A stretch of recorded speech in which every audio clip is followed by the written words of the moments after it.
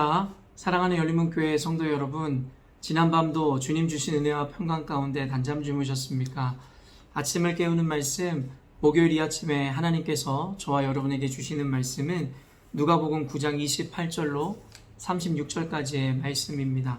오늘도 주시는 본문 말씀을 통하여 오늘 하루의 삶뿐만 아니라 우리 인생 가운데 우리가 꼭 숙지하고 또 삶의 기준으로 삼아야 하는 하나님의 그 음성들과 은혜들을 경험하는 시간이 되었으면 좋겠습니다.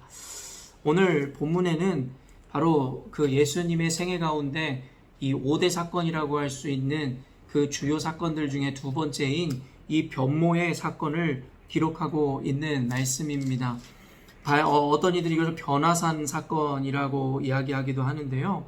방금도 이야기한 것처럼 예수님의 생애 가운데 이 학자들이 이야기하는 5대 중요한 사건이 무엇이냐면 첫 번째가 성육신, 여러분도 알고 계시겠지만 하늘 보좌 모든 권세를 버리고 하나님이신 예수님께서 낮고 낮은 인간의 몸을 입고 이 땅에 오셨다라는 것, 그것이 바로 성육신이라는 것입니다. 그리고 두 번째가 바로 오늘 변화산에서 나타나는 그 변모하시는 모습인 것이고, 세 번째가 바로 십자가의 순환, 그리고 네 번째가 부활, 그리고 다섯 번째가 승천.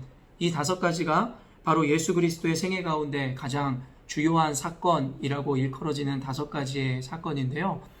오늘은 그 두 번째인 그 변모의 사건, 변화산의 이 사건을 통해서 하나님께서 우리에게 어떤 은혜를 주시는지를 함께 나누었으면 좋겠습니다. 사실 이 변화산, 이 변모하신 것이 그 5대 사건 중에 들어갈 만큼 굉장히 중요한 의미를 차지하는 이유가 무엇이냐면 바로 이 변화산에서 예수님이 데리고 갔었던 그 베드로와 야고보, 요한이 경험했었던 이 사건을 통해 예수님께서는 당신이 메시아라는 사실들을 다시금 그들에게 분명히 확인시켜주는 장면을 그리고 있으며, 또한 이 엘리야와 결국엔 모세와의 이 대화를 통해서 결국에는 예수님께서 이제 곧 순환을 당하실 것들, 그리고 예루살렘에서 죽임을 당할 것에 대해서 말씀하시더라는 것입니다.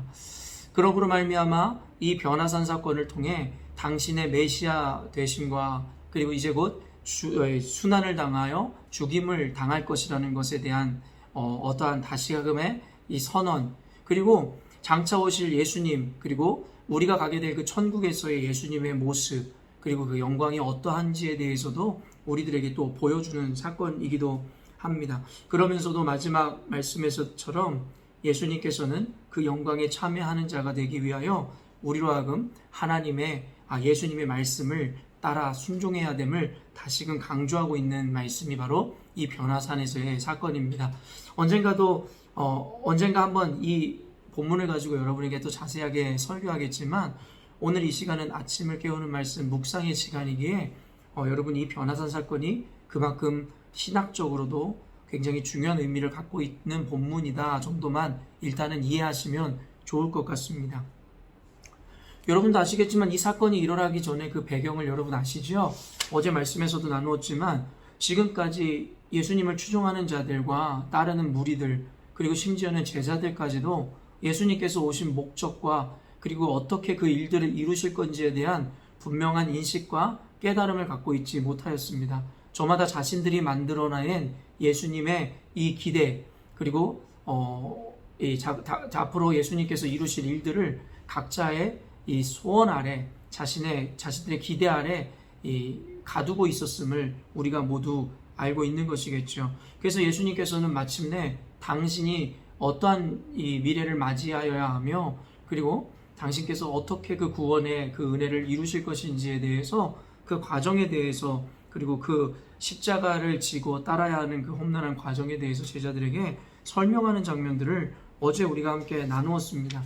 그러나 어제 말씀에서도 제가 언급하였듯이 예수님의 이 가르침을 제자들은 순간 온전하게 이해해내지 못했습니다. 그도 그럴 것이 예수님께서 처음으로 자신의 어떤 이 고난과 이 순환, 그리고 그 과정을 밝힌 것이기에 제자들은 어리둥절하고 그 말씀의 의미를 분명히 이해하지 못했을 것입니다.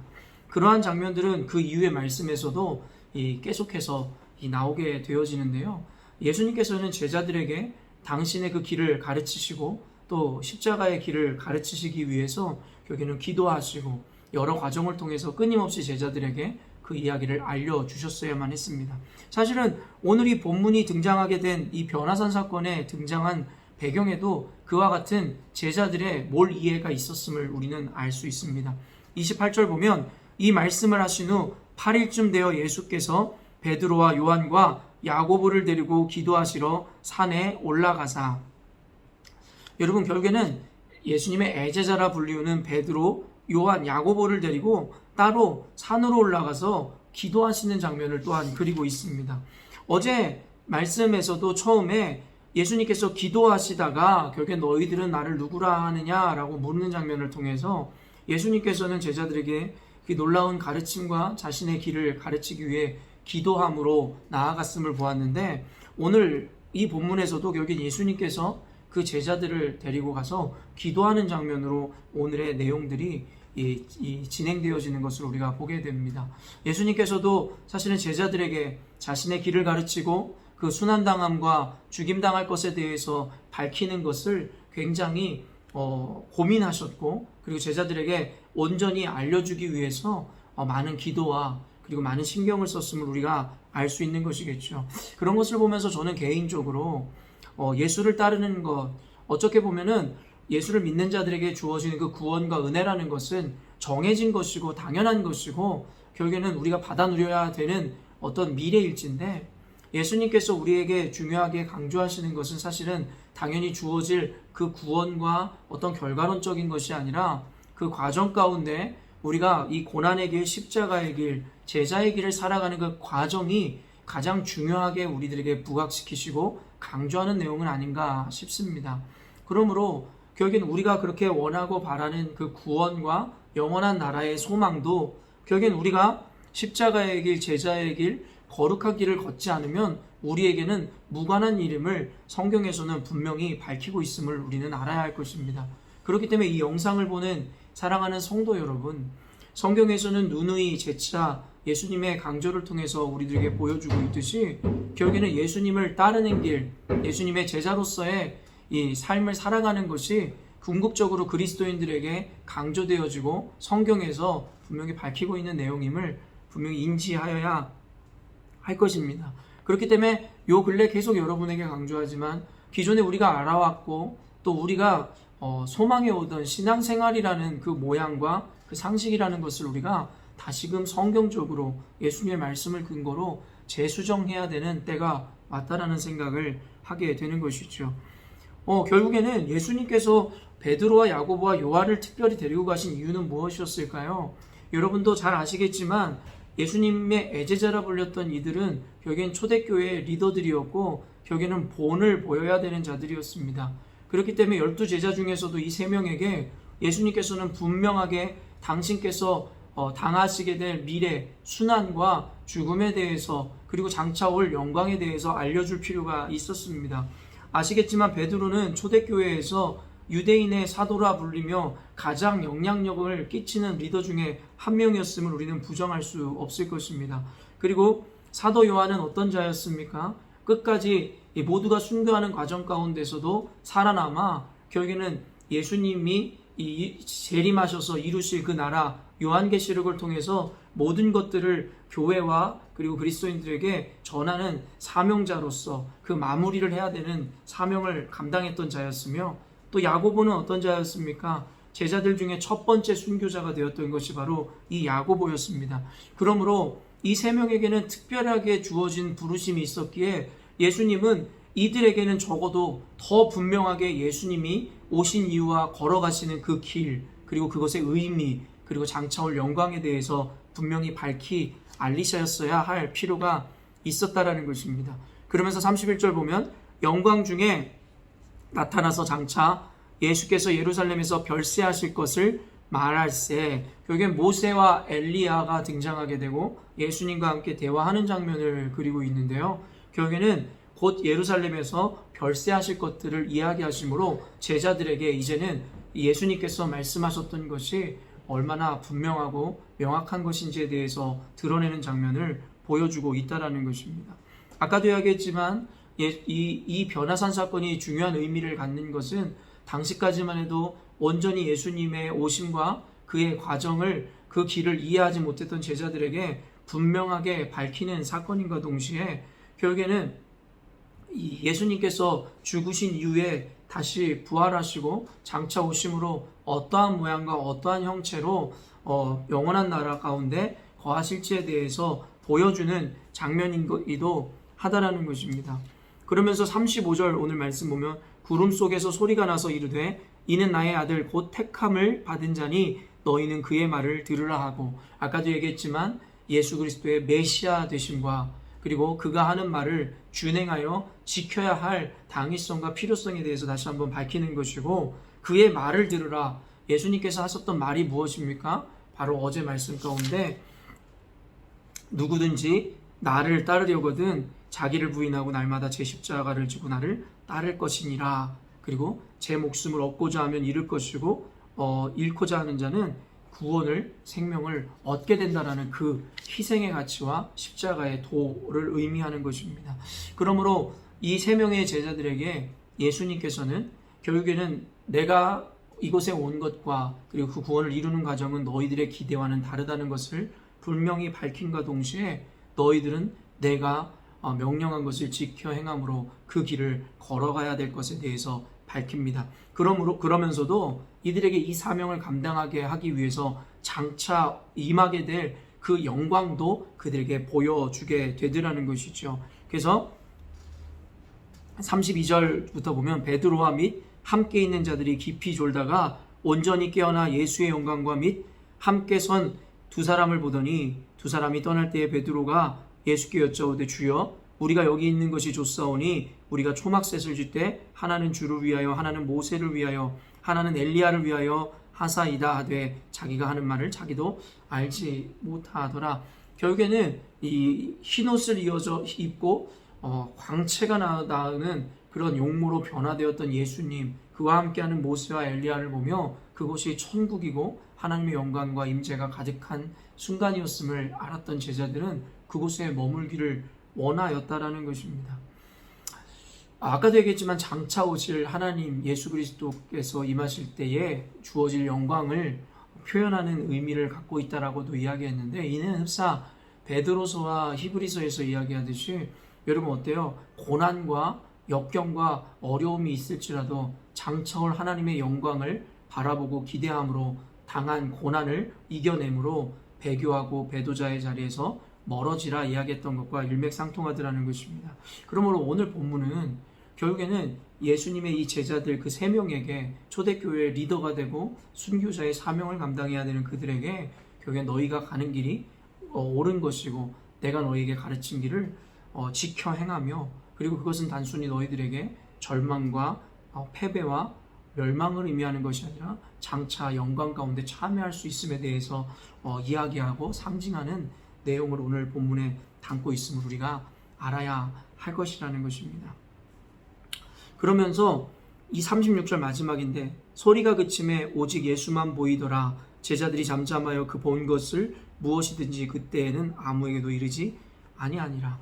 결국에는 그들은 이 엘리야와 모세 그리고 예수님께서 함께 하셨던 그 영광의 자리에 머물고 싶었으나 결국에는 어때요? 하나님께서 나타나셔서 이는 나의 아들이고 너희들은 그의 말을 들으라 말씀을 마치심에 결국에는 예수님만 남고 모든 영광이 사라졌더라는 것입니다. 그러면서 저는 이 장면에서 무엇을 보냐면 그 영광에 참여하기 위해서 아직 그들에게 남겨진 과정과 사명이 있음을, 그리고 그 사명은 바로 예수님이 가르치셨던 십자가의 길, 그리스도의 길, 희생의 길을 걸어가는 것이라는 것을 저는 보게 되었습니다. 여러분, 제가 잠깐 이렇게 이야기하는 것 두서없이 여러분에게 말씀을 나눌 때 여러분 어떻게 이해하셨는지 잘 모르겠지만 결국엔 오늘 본문을 통해서 주님께서 우리에게 주시고자 하는 마음은 저는 단순하다고 생각합니다. 결국엔 우리 모두가 궁극적으로 바라고 원하는 그 하나님의 영광, 그 아름다움, 영원한 나라, 그러나 과정이 없이는 결과가 없다라는 말을 늘 하듯이 결국 이 땅을 살아가는 우리 교회와 그리스도인들에게는 하나님께서 맡기신 사명이라는 것이 있으며 그 사명이라는 것은 우리가 바라고 원하고 생각하는 대로 편안하고 그저 자기가 원하는 것을 이루는 삶이 아니라 여기 예수님의 말씀에 순종함으로 예수께서 가신 길을 함께 걸어가는 그 십자가의 길이고 그리스도의 길 그리고 제자의 길임을 우리에게 말씀하고 계시는 것입니다. 사랑하는 성도 여러분, 여러분에게 이러한 메시지들이 어떤 은혜와 공감을 주는지 저는 잘 알지 못하겠지만 분명한 것은 성경에서 지속적으로 우리들에게 예수께서 가신 길을 함께 따라 걸을 것에 대해서 말씀하시고 오늘 하나님께서도 구름 속에 나타나 분명하게 예수 그리스도의 그 가르침과 말을 들으라 말씀하십니다. 오늘도 이 말씀을 들은 여러분들이 예수 그리스도의 이 변화산 사건을 통해서 제자들에게 가르치시고자 했었던 그 은혜들과 그 음성들이 들리시는 하루가 되었으면 좋겠습니다. 여러분, 우리가 가는 길이 때로는 외롭고 힘들고 때로는 억울하고 예수님이 당하셨던 수치를 당해야 되는 길인지 모르겠습니다. 그러나 그 제자들을 불러 오늘의 변화산 사건을 통해 그 제자들이 그 길을 걸어가는 것을 주저하거나 멈추거나 실망하거나 낭망하지 말라고 말씀하셨듯이 그게 오늘도 이 말씀을 통해서 저와 여러분이 걸어가는 그 길이 때로는 외롭고 고되고 힘들지라도 분명히 그 길을 걸어가는 것은 가치로운 것이고 그리고 그 끝에는 하나님의 영광이 있음을 우리에게 알려주시며 우리를 위로하는 말씀이지 않을까 싶었습니다. 사랑하는 성도 여러분, 오늘도 말씀을 붙잡고 예수께서 걸어가신 길을 의심 없이 함께 동행하시기를 원하고 예수님이 가신 길을 따라간다는 것은 세상의 인정을 받고 세상에서 만족을 얻는 것이 아니라 오직 말씀 안에서 주어지는 평안과 기쁨과 은혜를 누리는 삶이라는 것을 잊지 아니하심으로 여러분 삶 가운데 일어나는 여러분 감정을 여러분의 보기에 좋은 그 어떤 것이 아닌 오직 말씀을 통해 주어지는 평강과 은혜와 기쁨과 감사를 받아 누리시는 오늘이 되었으면 좋겠습니다. 여러분, 오늘 이 말씀을 제가 나눈 이 이야기들과 나눔들을 통하여 더 깊이 말씀 보시고 그 가운데 하나님이 주시는 그 음성들을 들으심으로 여러분이 걸어가시는 그 길과 그 은혜의 길을 공고하게 붙잡으시는 오늘 하루가 되었으면 좋겠습니다. 함께 기도하겠습니다. 하나님 아버지, 오늘 이 말씀을 짧게 나누지만 어쩌면 조금 장황하게 나누었지만 그 가운데서도 우리 성도들에게 들려지는 하나님의 그 은혜의 음성이 또한 말씀이 있었기를 원합니다. 주님, 우리 사랑하는 열린문교회 성도들로 하여금 예수님을 따라가는 길이 때로는 고되고 힘들고 어렵고 억울함을 당해야 될 때도 있겠지만 그럼에도 불구하고 그 길을 걸어가는 것을 포기하지 않게 하여 주시옵소서.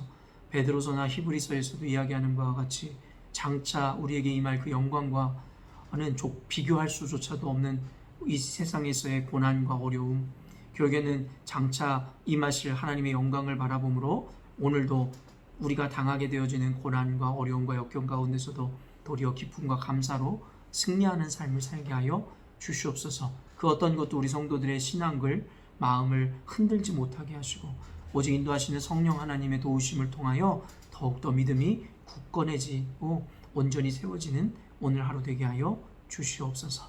감사드리며 예수님의 이름으로 기도합니다. 아멘. 사랑하는 열린문교회 성도 여러분, 오늘도 주님 주시는 아름다운 하루를 맞이하였습니다.